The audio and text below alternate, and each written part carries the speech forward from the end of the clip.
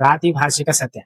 ಈ ಪ್ರಾತಿಭಾಷಿಕ ಸತ್ಯದಲ್ಲಿ ಏನಾಗುತ್ತೆ, ನಾವು ಕೆಲವೊಮ್ಮೆ ಭ್ರಮೆಗೊಳಗಾಗ್ತೀವಿ ಅಥವಾ ನಾವು ಮಲ್ಕೊಂಡಾಗ ಕನಸುಗಳನ್ನ ಕಾಣ್ತಾ ಇರ್ತೀವಿ. ಇವೆಲ್ಲವೂ ಪ್ರಾತಿಭಾಷಿಕ ಸತ್ಯ. ಈ ಪ್ರಾತಿಭಾಷಿಕ ಸತ್ಯದಲ್ಲಿ ಏನಾಗುತ್ತೆ ಅಂದ್ರೆ, ನಾವು ಹಲವಾರು ಬಾರಿ ಕನಸು ಕಾಣ್ತಾ ಇರ್ತೀವಿ. ಕನಸಿನಲ್ಲಿ ಏನೋ ವಿಷಯ ನಡೀತಾ ಇರುತ್ತೆ, ಏನೋ ಘಟನೆ ನಡೀತಾ ಇರುತ್ತೆ. ಅವೆಲ್ಲವೂ ನಾವು ಆ ಕನಸು ಕಾಣೋ ಸಮಯದಲ್ಲಿ ಏನಾಗುತ್ತೆ, ಅವೆಲ್ಲವೂ ನಿಜ ಅಂತ ನಮ್ಗೆ ಅನಿಸ್ತಾ ಇರುತ್ತೆ. ಆದ್ರೆ ನಾವು ಕನಸಿನಿಂದ ಹೊರಗಡೆ ಬಂದಾಗ, ಅಂದ್ರೆ ನಾವು ಎಚ್ಚರವಾದಾಗ ನಮ್ಗೆ ಗೊತ್ತಾಗುತ್ತೆ, ಹೌದು ಅದು ಕನಸಾಗಿತ್ತು. ಆ ಘಟನೆಗಳು ಏನ್ ಕನಸಿನಲ್ಲಿ ನಡೀತಾ ಇದ್ವೋ ಅವೆಲ್ಲವೂ ಕೂಡ ನಿಜ ಅಲ್ಲ, ಅದು ಒಂದು ಭ್ರಮೆ ಮಾತ್ರ ಅಂತ. ಅದು ಪ್ರಾತಿಭಾಷಿಕ ಸತ್ಯ. ಎರಡನೇದು ವ್ಯವಹಾರಿಕ ಸತ್ಯ.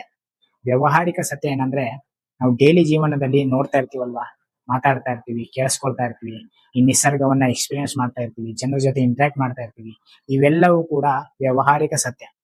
ಈ ವ್ಯವಹಾರಿಕ ಸತ್ಯ ನಮ್ಗೆ ಆಸ್ ಯೂಶುವಲ್ ಆಗಿ ಎಲ್ಲರಿಗೂ, ನಮ್ಮ ಸುತ್ತಮುತ್ತಲ ಜನ ಎಷ್ಟು ಜನ ಇಲ್ಲಿ ಭೂಮಿ ಮೇಲಿದಾರೋ, ಪ್ರಾಣಿ ಪಕ್ಷಿಗಳಿದಾವೋ, ಅವೆಲ್ಲದಕ್ಕೂ ಇದು ಸತ್ಯ ಅಂತ ಭಾವಿಸ್ತಾ ಇರುತ್ತೆ. ವ್ಯವಹಾರಿಕ ಸತ್ಯ ಇದೇ ನಿಜವಾದ ಸತ್ಯ ಅಂತ ನಮ್ಗೆ ಅನ್ನಿಸ್ತಾ ಇರುತ್ತೆ.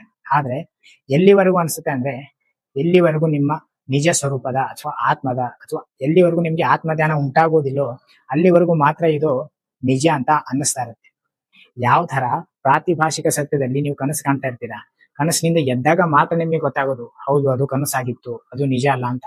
ಅದೇ ತರಾನೇ ಈ ವ್ಯವಹಾರಿಕ ಸತ್ಯ ಏನಿದೆ ನಮ್ಮ ಡೈಲಿ ಜೀವನದಲ್ಲಿ ನಡೆಯೋದು, ಇದು ಕೂಡ ನಮ್ಗೆ ಸತ್ಯ ಅನ್ನಿಸ್ತಾ ಇರುತ್ತೆ ಎಲ್ಲಿವರೆಗೂ ನಮ್ಗೆ ಆತ್ಮಜ್ಞಾನ ಉಂಟಾಗುವವರೆಗೆ ಅಥವಾ ನಮ್ಮ ನಿಜ ಸ್ವರೂಪದ ಎಕ್ಸ್ಪೀರಿಯನ್ಸ್ ಆಗುವವರೆಗೆ, ನಿಜ ಸ್ವರೂಪದ ಅರಿವು ಮೂಡೋವರೆಗೆ ಮಾತ್ರ ಇದು ವ್ಯವಹಾರಿಕ ಸತ್ಯ, ಅದು ಸತ್ಯದ ತರ ಕಾಣಿಸ್ತಾ ಇರುತ್ತೆ.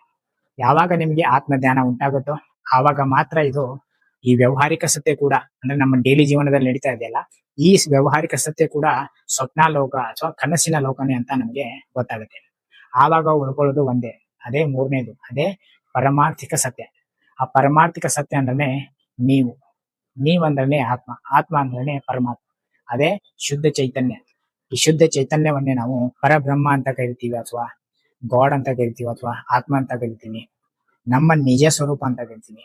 ಯಾವಾಗ ಇದರ ಅರಿವು ನಮಗೆ ಉಂಟಾಗುತ್ತೋ ಆವಾಗ ಮಾತ್ರ ಆ ಪ್ರಾತಿಭಾಷಿಕ ಸತ್ಯ ಆಗಿರ್ಬೋದು ಅಥವಾ ವ್ಯವಹಾರಿಕ ಸತ್ಯ ಆಗಿರ್ಬೋದು, ಅವೆರಡೂ ಕೂಡ ಬರೀ ಸತ್ಯದ ಎಕ್ಸ್ಟೆನ್ಷನ್ ಆಗಿರುತ್ತೆ. ಆದ್ರೆ ಅಲ್ಲೂ ಕೂಡ ಚೇಂಜ್ ಆಗೋದ್ರಿಂದ ಅದು ಕೂಡ ಸತ್ಯ ಅಲ್ಲ ಅಂತ ನಮ್ಗೆ ನಾವು ಎದ್ದಾಗ, ಅಂದ್ರೆ ಏನು, ಆತ್ಮ ಜ್ಞಾನ ಉಂಟಾದಾಗ, ಅಂದ್ರೆ ನಮ್ಮ ನಿಜ ಸ್ವರೂಪದ ಅರಿವು ಉಂಟಾದಾಗ ನಮ್ಗೆ ಎಚ್ಚರ ಆಗ್ಬಿಡುತ್ತೆ. ನಿಜವಾದ ಎಚ್ಚರ ಅವಾಗ್ಲೇನೆ ಆಗೋದು.